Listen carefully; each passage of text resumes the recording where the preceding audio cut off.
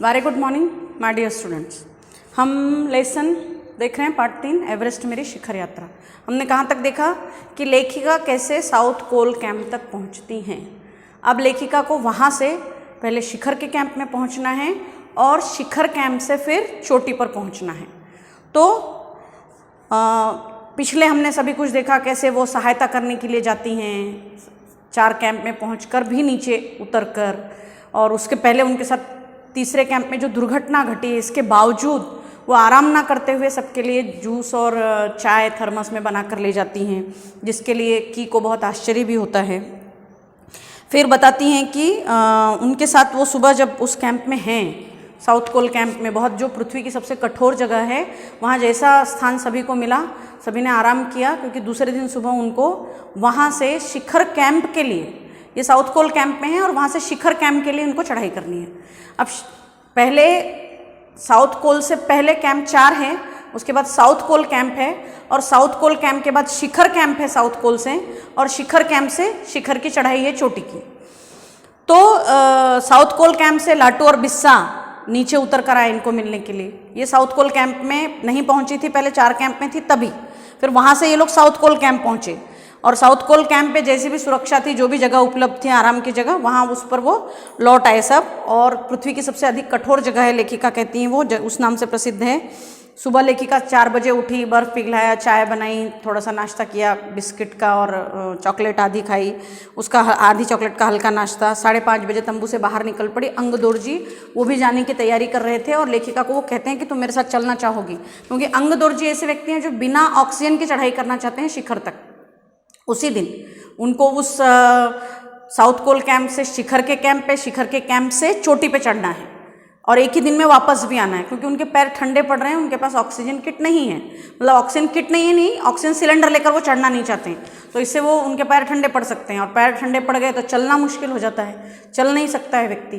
तो ये एक मुश्किल थी उनके साथ, इसीलिए वो बहुत अधिक रात तक ऊपर नहीं रह सकते थे, बहुत शाम तक ऊपर नहीं जा सकते थे। उनको जल्दी चढ़ाई शुरू करके वापस भी लौट आना है उसी दिन, और अगर वो ये करने में असफल रहते हैं तो उनको अपना प्रयत्न भी छोड़ देना है, नहीं तो फिर उनकी जान खतरे में आ सकती है, जान जा सकती है, ये बात हो जाती है। इसके लिए वो ऐसा प्रयास करने के लिए निकले हुए हैं। तो वो लेखिका को पूछते हैं, देखो बताते हैं ना कि अंगदौर जी बिना ऑक्सीजन के ही चढ़ाई करने वाला था, लेकिन इसके कारण उसके पैर ठंडे पड़ जाते थे, इसलिए वो ऊंचाई पर लंबे समय तक खुले में और रात्रि में शिखर कैंप पर नहीं जाना चाहता था, इसलिए उसे या तो उसी दिन तक चोटी तक चढ़कर साउथ पोल पर वापस आ जाना था, अथवा अपने प्रयास को छोड़ देना था। जहाँ से निकल रहे हैं वहाँ वापस भी आना है, और शिखर कैंप पे भी नहीं रुक सकते हैं वो, शायद बिना सिलेंडर के ऐसा कुछ होगा, इसीलिए उनको साउथ पोल कैंप पे वापस भी आना है चोटी तक चढ़कर उसी दिन, और अगर नहीं हो पाया तो उनको अपने प्रयास को छोड़ देना है। उनके पैर ठंडे पड़ते हैं। वह तुरंत ही चढ़ाई शुरू करना चाहता था और उसने मुझसे पूछा क्या मैं उसके साथ जाना चाहूँगी। एक ही दिन में साउथ पोल से चोटी तक जाना, क्योंकि साउथ पोल से पहले शिखर का कैंप, शिखर के कैंप से चोटी तक, और वापस आना बहुत कठिन है, जबकि साउथ पोल कैंप पे जहाँ ये लोग हैं, यहाँ से इसके पहले वाले दल को 4 घंटे लगे हैं, खुद अंगदौर जी बताता है, और ये लोग 2 ही घंटे में वहाँ तक पहुँच जाते हैं। ये भी हमने देखा, फिर मैं रीड कर रही हूँ वापस, आपको रिवाइज हो जाएगा। एक ही दिन में साउथ पोल से चोटी तक जाना और वापस आना बहुत कठिन और श्रमसाध्य होगा, सोचते हैं दोनों। इसके अलावा यदि अंगदौर जी के पैर ठंडे पड़ गए तो उसके लौट कर आने का भी जोखिम था कि वो लौट कर वापस आ पाएगा कि नहीं, वहीं रह जाना पड़ेगा उसे। मुझे फिर भी अंगदौर जी पर विश्वास था, और साथ साथ में आरोहण की क्षमता और कर्मठता के बारे में आश्वस्त थी। मतलब हमारा जो इतना अभ्यास हुआ है, जो हमारी लगन है, कर्मठता है, जो हम मेहनत कर लेंगे, मैं चढ़ जाऊंगी, क्योंकि इसमें बहुत खतरनाक बात ये थी कि सामने वाला सिलेंडर लेकर नहीं चढ़ रहा है। अगर चढ़ नहीं पाए, वहाँ तक कुछ मुसीबतें आई, उतना चढ़ना नहीं हो पाया, इसका वापस लौट कर आना भी मुश्किल होगा, लेकिन इनको विश्वास था अंगदौर जी पर भी कि वो चढ़ जाएंगे। और दूसरा कि हमने जो आरोहण की हमारी जो क्षमता है, हमारी जो कैपेबिलिटी है आरोहण की, मतलब चढ़ने की, हम लोग चढ़ लेंगे, और हमको हमारी मेहनत पे भी भरोसा था, लेखिका कहती हैं। लेकिन अन्य कोई व्यक्ति इनके साथ इतना सुबह जाने को तैयार नहीं था, क्योंकि एक ही दिन में वापस ऊपर से जाके चोटी से वापस आ जाना ये बहुत मुश्किल है, श्रम साध्य है, बहुत कठिनाई है, बहुत मेहनत करनी पड़ेगी उसके लिए, बहुत तकलीफ उठानी पड़ेगी। सुबह 6:20 पर जब अंगदौर जी और मैं साउथ पोल से बाहर निकले, साउथ पोल से जिस कैंप पे थे वहाँ से बाहर निकले हैं, तो दिन ऊपर चढ़ आया था, हल्की हल्की हवा चल रही थी, लेकिन ठंड भी बहुत अधिक थी। मैं अपनी आरोही उपस्कर ने जो इनको जिसमें दिया गया है पहनने के लिए जो सब कुछ, चढ़ने वाला जो इनके पास है चढ़ने के लिए वहाँ अलग से सब सिलेंडर विलेंडर और बहुत सारी चीज़ें लगी होती हैं जिससे उनके बॉडी को गर्म रख सके ऊपर चढ़, जब इतनी सारी बर्फ़ हवा ठंडी वहाँ का जलवायु, तो वो उस आरोही उपस्कर में काफ़ी सुरक्षित और गर्म थी, वो महसूस कर रही थी और बगैर रस्सी के ही चढ़ाई भी कर रही थी। अंगदौर जी एक निश्चित गति से ऊपर चढ़ते हुए मुझे भी उनके साथ चलने में कोई कठिनाई नहीं। वो तो एक निश्चित गति से ऊपर चढ़ रहे थे बहुत तेज़ी से, क्योंकि उनको आज ही चढ़कर चोटी तक वापस जाकर आना था। लेखिका भले ना चढ़ पाती चोटी पे, लेखिका साथ जा रही हैं, लेकिन लेखिका चढ़ पाए ना चढ़ पाए उनको पूरी कोशिश करना है, और अगर वो नहीं चढ़ पाते हैं, चोटी तक नहीं पहुँच पाते हैं शाम तक, तो उनको वापस नीचे आ जाना है। मुझे भी उनके साथ चलने में कोई कठिनाई हुई। लेखिका ने भी अपनी गति बना के रखी उनके साथ चलने के लिए। जमे हुए बर्फ की सीधी और ढलाऊ चट्टानें इतनी सख्त और भुरभुरी थी मानो शीशे की चादरें बिछी हों। ये हमने पिछले वीडियो में भी सुना, देखा, फिर से पढ़ रही हूँ मैं आपको कि इतनी चट्टानें सख्त और भुरभुरी थी।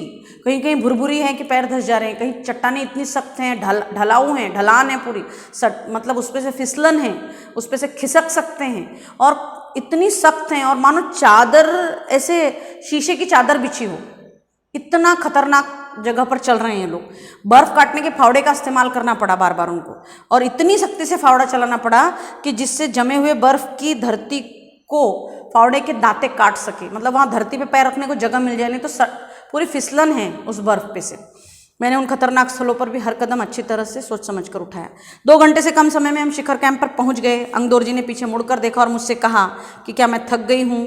पूछा लेखिका को अंगदौर जी ने कि तुम थक गई हो, क्योंकि ये लोग 2 घंटे में ही शिखर कैंप पर पहुंच गए। मैंने जवाब दिया नहीं, जिसे सुनकर वो बहुत अधिक आश्चर्यचकित और आनंदित हुए। उन्हें आश्चर्य भी हुआ कि ये थकी नहीं, और आनंदित भी हुए कि चलो अच्छी बात है, तुम थकी नहीं, मतलब आगे की चढ़ाई कर सकती हो। उन्होंने कहा कि पहले वाले दल ने शिखर कैंप पर पहुंचने में 4 घंटे लगाए थे, और यदि हम इसी गति से चलते रहे तो शिखर पर दोपहर 1 बजे तक पहुंच जाएंगे। इसके पहले वाले दल को इसी कार्य के लिए 4 घंटे लगे थे, लेकिन लेखिका और अंगदौर जी 2 ही घंटे में वहां तक पहुंच गए। लाटू हमारे पीछे पीछे आ रहा था, इनके पीछे पीछे लाटू भी आ रहा था। जब ये साउथ कोल कैंप से निकले तभी, जब हम दक्षिणी शिखर के नीचे आराम कर रहे थे, तब वह हमारे पास पहुंच गया। दक्षिणी शिखर पर पहुंचकर जब आराम कर रहे हैं तो वो पहुंच गया। थोड़ी थोड़ी चाय पीने के बाद हमने फिर चढ़ाई शुरू की। लाटू एक नायलॉन की रस्सी लाया था, इसलिए अंगदौर जी और मैं रस्सी के सहारे चढ़े, जबकि लाटू एक हाथ से रस्सी पकड़े हुए बीच में चला। उसने रस्सी अपनी सुरक्षा के बजाय हमारे संतुलन के लिए पकड़ी हुई थी। लाटू इनके साथ आ रहा है, उसको भी चढ़ना है, वो इनके पीछे पीछे आ रहा है। जब ये लोग दक्षिणी शिखर पर पहुंच गए और वहां आराम कर रहे थे, तब वो चढ़कर पहुंचा इनके पास। थोड़ी थोड़ी चाय पी इन लोगों ने आराम किया वहाँ पर दक्षिणी शिखर पर। उसके बाद फिर से चढ़ाई शुरू की। लाटू जो है एक नायलॉन की रस्सी लाया था, वो लेखिका और अंगदौर जी को देकर रखा था उसने, और उनके बीच में वो पकड़कर उस रस्सी को चल रहा था। वो अपनी सुरक्षा के लिए नहीं ऐसा कर रहा था, बल्कि इन दोनों के बीच में संतुलन बना रहे इसके लिए ऐसा कर रहा था लाटू। उस रस्सी को इनके दोनों के बीच में, अंगदौर जी और लेखिका के बीच में संतुलन बना रहा है, इसलिए नायलॉन की रस्सी देकर रखी थी और उसको बीच में पकड़कर चल रहा था। लाटू ने ध्यान दिया कि मैं ऊंचाइयों के लिए सामान्यतः आवश्यक 4 लीटर ऑक्सीजन की अपेक्षा लगभग 2.5 लीटर ऑक्सीजन प्रति मिनट के दर से लेकर चढ़ रही थी। तो लाटू के ध्यान में आया कि लेखिका जो सिलेंडर लेकर चल रही हैं, जो आरोही उपस्कर बताया उन्होंने, वो लगभग 2.5 लीटर ऑक्सीजन प्रति मिनट के दर से लेकर चढ़ रही थी। 4 लीटर ऑक्सीजन की अपेक्षा, मतलब 4 लीटर ऑक्सीजन लगना चाहिए प्रति मिनट की दर से। 4 लीटर प्रति मिनट की दर से इतने ऑक्सीजन की आवश्यकता है लेखिका को चढ़ने के लिए, जबकि लेखिका ने जो भी उसमें करके रखा होगा, उसका रेगुलेटर वगैरह जो भी बना के रखा होगा, उससे सिर्फ लेखिका 2.5 लीटर ऑक्सीजन ले पा रही थी। तो ये लाटू के ध्यान में आया। मेरे रेगुलेटर पे जैसे उसने ऑक्सीजन की पूर्ति बढ़ाई, तो उसने रेगुलेटर बढ़ाकर ऑक्सीजन बढ़ा दिया लेखिका का। मुझे महसूस हुआ कि सपाट और कठिन चढ़ाई भी अब आसान लग रही थी। अब लेखिका बड़े आराम से चढ़ने लगी। इसके पहले लेखिका को तकलीफ हो रही थी, क्योंकि वो रेगुलेटर को उन्होंने नहीं देखा, या ध्यान उनको नहीं समझ आया कि 2.5 लीटर प्रति मिनट की दर से ही चल रहा है, तो उनको ऑक्सीजन लेने में तकलीफ हो रही थी, तो चढ़ाई में भी तकलीफ होने लगती है। इसलिए अब उनको कठिन चढ़ाई भी और पहाड़ी चढ़ाई भी आसान लगने लगी। इतनी सपाट कठिन चढ़ाई, सपाट यानी सीधी सीधी चढ़ाई है और कठिन चढ़ाई है, वो भी अब लेखिका को आसान लगने लगी, क्योंकि उसने रेगुलेटर पे ऑक्सीजन की आपूर्ति बढ़ा दी, सप्लाई बढ़ा दी ऑक्सीजन की लाटू ने। दक्षिणी शिखर के ऊपर हवा की गति बढ़ गई थी। जो दक्षिणी शिखर है उस पर हवा की गति बढ़ गई थी। उस ऊंचाई पर तेज हवा के झोंके भुरभुरे बर्फ के कणों को चारों तरफ उड़ा रहे थे।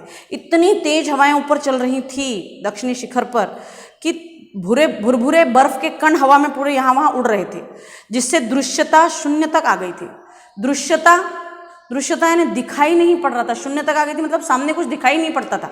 ऐसी हालत थी वहाँ पर। अनेक बार देखा, ऐसा बहुत बार हुआ लेखिका के साथ।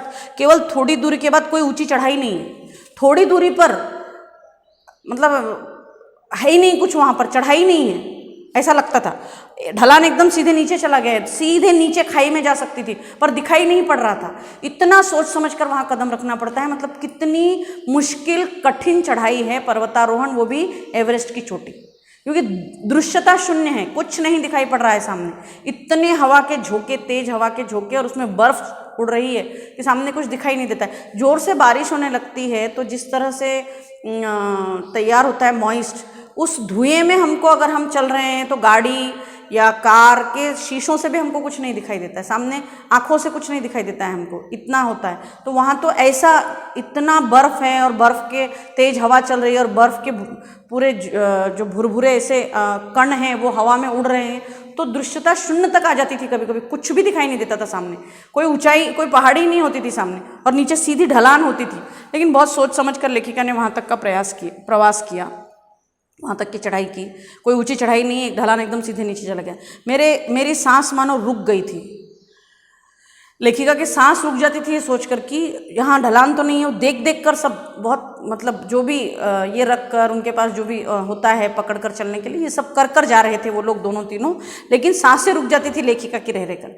मुझे विचार कौंधा कि सफलता बहुत नज़दीक है, लेकिन एक मन में विश्वास भी था लेखिका के कि मेरी सफलता अब बहुत नज़दीक है, मैं बहुत सफलता के नज़दीक हूँ।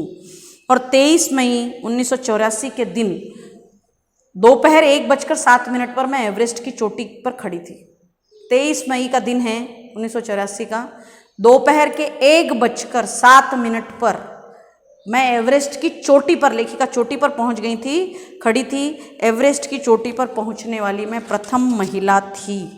ये पहली भारतीय महिला हैं जो एवरेस्ट की चोटी पर पहुंची हैं 23 मई 1984 के दिन दोपहर 1 बजे।